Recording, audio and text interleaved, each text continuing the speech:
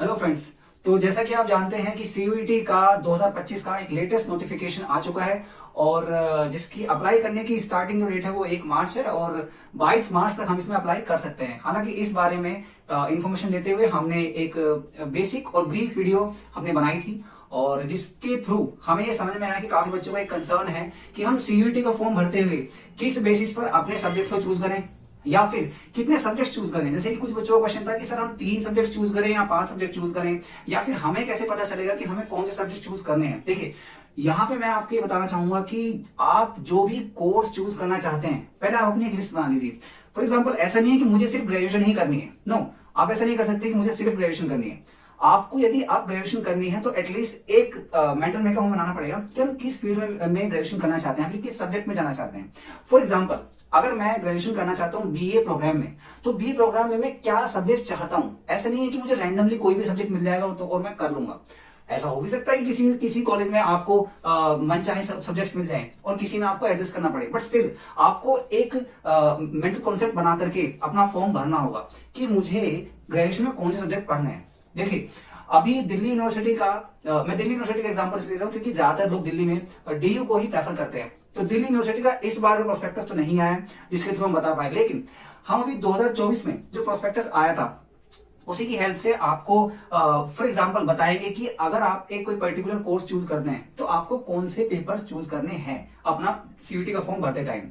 और IP university का, जिसके ऊपर हालांकि हमने एक वीडियो में बनाई थी, उसके थ्रू हमें बताएंगे कि आईपी यूनिवर्सिटी में अगर आप चूज करना चाहते हैं अपना कोई कोर्स तो वहां पे कौन सा आप सीयूईटी में कॉम्बिनेशन ले सकते हैं। देखिए, एक बात तो तय है कि अगर आप 3 सब्जेक्ट चूज करेंगे तो आपकी फीस 1000 रुपीज होगी एज एन यूआर और as an unreserved category student.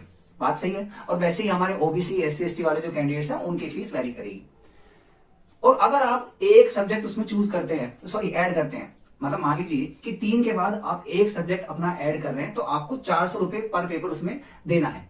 और मैंने पिछली वीडियो में कहा था कि इट इज सजेस्टेड कि आप डोमेन सब्जेक्ट 3 ले सकते हैं। ठीक है, जरूरी नहीं कि 3 ही लेना है, वो आपकी मर्जी है। तो इसीलिए मैं कह रहा हूं कि अभी मैं आपको एग्जांपल दूंगा डीयू के प्रोस्पेक्टस का और हमारा जो आईबी यूनिवर्सिटी का जो लेटेस्ट प्रोस्पेक्टस है उसका, ताकि आपको एक मेंटली एक आइडिया लगे आपको कि हाँ, अगर मैं कोई पर्टिकुलर चूज कर रहा हूं अपना कोई कोर्स या फिर कोई कॉलेज, ठीक है, तो मेरा एक आइडिया बन जाए। और आपकी सहूलियत के लिए मैं दोनों ही प्रोस्पेक्टस इस वीडियो के कमेंट सेक्शन में डाल दूंगा ताकि आप जाकर एक बार खुद से भी चेक कर लें कि भाई कौन कौन से कोर्सेज होते हैं, कौन से कोर्सेज में मैं जाना चाहता हूं या फिर उस कोर्स के लिए कौन से सब्जेक्ट हम ले सकते हैं। तो आइए हम शुरू करते हैं। एंड मेरा विश्वास है कि इस वीडियो को देखने के बाद आपको जो कंसेप्ट है वो थोड़ा सा और क्लियर होगा। चलिए शुरू करते हैं। तो दोस्तों, ये है दिल्ली यूनिवर्सिटी का पिछले साल का यानी 2024 का प्रोस्पेक्टस, जिसमें कि हम अलग अलग सब्जेक्ट्स के लिए क्या क्या सीयूईटी के कॉम्बिनेशन थे हम वो एक एग्जांपल के तौर पर देख सकते हैं तब तक कि हमारे इस साल के 2025 का डीयू का प्रोस्पेक्टस नहीं आ जाता है। चलिए अब हम डायरेक्टली जाते हैं किसी कोर्स पे ताकि हम आपको एक एग्जाम्पल बता पाए। तो सबसे पहले शुरुआत करते हैं जो दिल्ली यूनिवर्सिटी में जो लैंग्वेज के कोर्सेज हैं उनके क्या क्या कॉम्बिनेशन रहे हैं। जैसे कि सबसे पहले शुरुआत में आता है बीए ऑनर्स अरेबिक। तो अगर किसी को डीयू से अरेबिक में बीए ऑनर्स करनी है तो उनके पास 2 टाइप के कॉम्बिनेशन थे। पहला कि वो अरेबिक लैंग्वेज लें लिस्ट ए से और उसके साथ में 3 डोमेन। दूसरा, कोई भी एक लैंग्वेज और 3 डोमेन। ठीक है। अब ऐसे ही अगर हम बंगाली लैंग्वेज पे जाएं कि अगर किसी को बंगाली में बीए ऑनर्स करना है तो वो पर्सन या तो लैंग्वेजेस में से बंगाली ले, उसके साथ में 3 डोमेन सब्जेक्ट ले या फिर कोई भी लैंग्वेज ले बाकी लैंग्वेजेस में से और उसके साथ में 3 डोमेन। समझ आई बात। तो अगर हमें लैंग्वेज कोर्स कोई करना है तो एक लैंग्वेज प्लस 3 डोमेन टेस्ट वहां पर सिलेक्ट करने हैं। अब हम थोड़ा सा आगे जाते हैं क्योंकि जनरली जो एक हम देख रहे हैं सारी लैंग्वेज कोर्सेज में सभी का जो एक कॉम्बिनेशन है वो लगभग सेम ही है, मतलब एक लैंग्वेज और 3 डोमेन। हम डायरेक्ट चलते हैं किसी मेन सब्जेक्ट पर। तो यहाँ पे आ रहा है एक सब्जेक्ट दैट इज एक course that is BA honours applied psychology. तो अगर किसी को दिल्ली यूनिवर्सिटी से अप्लाइड साइकोलॉजी में ग्रेजुएशन करना है विद ऑनर्स तो उन्हें क्या लेना था, उन्हें यहाँ पर एक लैंग्वेज और 3 डोमेन टेस्ट सिलेक्ट करने थे। राइट। यहाँ पर कुछ कोर्सेज के जो कोर्सेज हैं वो किन किन कॉलेजेस में हमें प्रोवाइड किए गए हैं ये भी मेंशन यहाँ पे किया हुआ है। अगर हम बीए ऑनर्स ओनली साइकोलॉजी देखें तो वहां पर एक लैंग्वेज और 3 डोमेन है।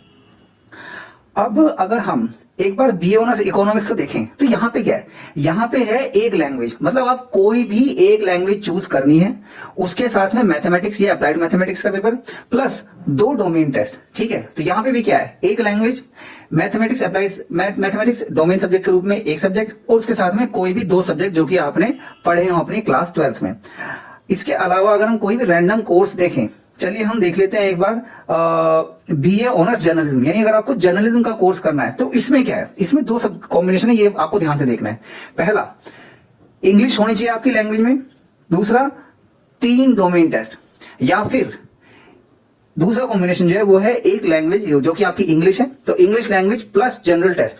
ठीक है, तो इसलिए मैंने जब आप पहली वीडियो में कहा था कि आप एक लैंग्वेज और एक जनरल टेस्ट के साथ अगर 3 डोमेन रखेंगे तो आपकी जो एक कोर्सेज के ऑप्शंस रहेंगे आपके सामने, वो काफी वैरायटी में रहेंगे। बाकी यहाँ पे आपको देखने के लिए मिल जाएगा कि एक लैंग्वेज 3 डोमेन भी ऑप्शन में है, एक लैंग्वेज और एक जनरल टेस्ट के बेसिस पे भी किसी कोर्स में आप जा सकते हैं। अगर हम कोई और रैंडम कोर्स देखें, मान लीजिए हम आते हैं एक बार अपना, चलिए सोशियोलॉजी देख लेते हैं। तो सोशियोलॉजी में भी क्या है, कोई भी एक लैंग्वेज प्लस 3 डोमेन सब्जेक्ट यहाँ पे आपको देखने के लिए मिल जाएंगे।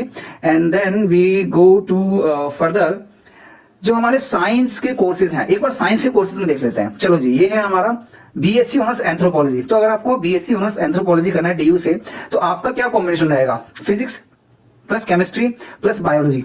तो जो आपके 12th में आपने पीसीबी पढ़ा होगा वो तीनों ही आपको सीयूटी के अंदर चूज करने हैं। ऐसे ही अगर हम एक बार देख लें बायोमेडिकल साइंस में, तो बायोमेडिकल साइंस में भी यही है, केमिस्ट्री, फिजिक्स और बायोलॉजी, या फिर बायोलॉजी के अलावा बायोलॉजिकल स्टडीज या बायोटेक्नोलॉजी और बायोकेमिस्ट्री, अगर आपने ये सब्जेक्ट्स अपने क्लास 12th में पढ़े हों। एक बार हम देख लेते हैं बायोकेमिस्ट्री क्या है। देखिए, बायोकेमिस्ट्री के 2 कॉम्बिनेशन है, पहला केमिस्ट्री, बायोलॉजी और फिजिक्स, या फिर केमिस्ट्री, बायोलॉजी और biological studies, biotechnology plus mathematics. तो आप देख सकते हैं कि कोर्स वाइज हमारे जो सीयूईटी के पेपर्स हैं या उसकी रिक्वायरमेंट है वो हमारी चेंज हो जाती है। इसलिए हमने आपसे कहा था कि जब आप कोर्स के लिए फिल करेंगे तो आप ये चेक कर लें कि हर एक कोर्स जो जिस यूनिवर्सिटी में अवेलेबल है उसकी क्या एलिजिबिलिटी हमारी सीयूईटी की मांगी गई है, तब आप अपना सीयूईटी का फॉर्म भरिए। एक बार हम अगर देखें बीएससी ऑनर्स इलेक्ट्रॉनिक्स, तो इसमें है physics plus maths plus chemistry, या फिर फिजिक्स, मैथमेटिक्स और कंप्यूटर साइंस और इंफॉर्मेटिक्स प्रैक्टिसेस। अब अगर हम कोई और रैंडम कोई और कोर्स देखें, कोई भी रैंडम कोर्स, चलिए जिस जहां पे ये रुकेगा उसी को हम देख लेंगे। ये है बीएससी ऑनर्स पॉलीमर साइंस। तो अगर किसी को बीएससी ऑनर्स पॉलीमर साइंस करना है डीयू से, तो वो फिजिक्स, केमिस्ट्री एंड मैथमेटिक्स अपना सीयूटी में चूज करेगा। और अब एक और बार कोई रैंडम कोर्स देख लेते हैं हम, चलिए इस बार देख लेते हैं कॉमर्स की फील्ड से। कॉमर्स की फील्ड में हम देख रहे हैं बीकॉम ऑनर्स। तो अगर आपको बीकॉम ऑनर्स करना है दिल्ली यूनिवर्सिटी से, तो आपको वहां पे एक लैंग्वेज, मैथमेटिक्स और कोई भी 2 डोमेन सब्जेक्ट चूज करने हैं, या फिर कोई भी एक language, accountancy plus any 2 other subjects. ठीक है, तो यहाँ पे भी एक लैंग्वेज और 3 डोमेन टेस्ट का हमारा कॉम्बिनेशन बन गया। अब अगर हम थोड़ा सा आगे चलें और हम देख लें बीए ऑनर्स बिजनेस इकोनॉमिक्स, तो अगर आपको बिजनेस इकोनॉमिक्स ऑनर्स करना है डीयू से, तब वहां पे आपका क्या बनेगा कॉम्बिनेशन, तब वहां पे आपको कॉम्बिनेशन बनेगा 1 language plus mathematics plus CUET general test. मतलब कि यहाँ पे आप देख सकते हैं कि यहाँ पे एक लैंग्वेज, एक डोमेन टेस्ट और तीसरा जो हमारे जनरल टेस्ट का कॉम्बिनेशन है वो बन रहा है। तो आपने देख लिया कि हमारे कोर्स वाइज जो एलिजिबिलिटी चेंज हो सकती है, उसके अकॉर्डिंग हमें अपने सब्जेक्ट्स को चूज करना होता है। अब मैं आपको एक एग्जांपल और दिखाऊंगा जो कि हमारी दूसरी यूनिवर्सिटी का है, that is wait give it some seconds. ये हमारी आईपी यूनिवर्सिटी का जो प्रोस्पेक्टस है हम उसको देखेंगे। Just give me some moments, तब तक ये स्टार्ट हो जाए तो।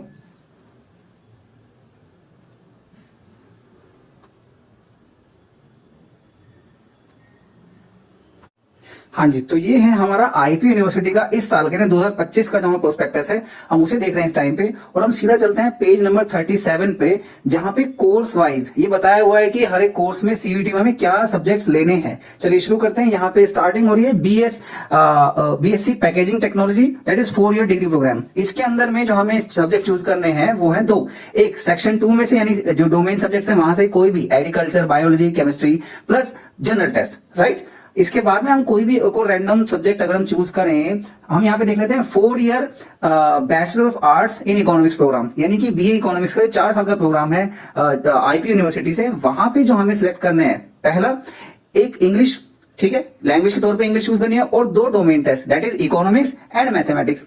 और अगर हम चले थोड़ा सा आगे, जो हमारा बीए एलएलबी का इंटीग्रेटेड कोर्स है आईपी यूनिवर्सिटी में, अगर हम सीयूटी के थ्रू वहां पे एडमिशन लेना चाहते हैं तो वहां पे हमें 1 लैंग्वेज और 2 domain test, sorry 1 language 1 domain test और 1 जनरल टेस्ट, यहां पे इसकी एलिजिबिलिटी दी हुई है। तो मतलब लैंग्वेज के अंदर आपको इंग्लिश चूज करनी है, डोमेन में आपको लीगल स्टडी चूज करना है, और जनरल टेस्ट यहां पे चूज करना है आपको। ये समझ आ गया। अगर हम एक और कोई भी रैंडम कोर्स देखें, कोई भी रैंडम कोर्स देखते हैं, चलिए शुरू करते हैं। हम फॉर एग्जाम्पल हम देख रहे हैं बीएससी एमएलटी। एमएलटी का मतलब होता है मेडिकल लेबोरेटरी टेक्नीशियन का जो कोर्स होता है वो। तो वहां पे हमें सेक्शन 2 यानी कि डोमेन टेस्ट में 3 सब्जेक्ट चूज करना है, that is PCB, physics, chemistry, biology. इसके बाद में हम एक और देख लेते हैं, एक लास्ट देख लेते हैं। आई होप कि अब आपको एक आइडिया आ गया होगा कि हमें किस टाइप से यहाँ पे सब्जेक्ट को चूज करना होता है। तो चलिए एक और देख लेते हैं, ये है हमारा बीटेक।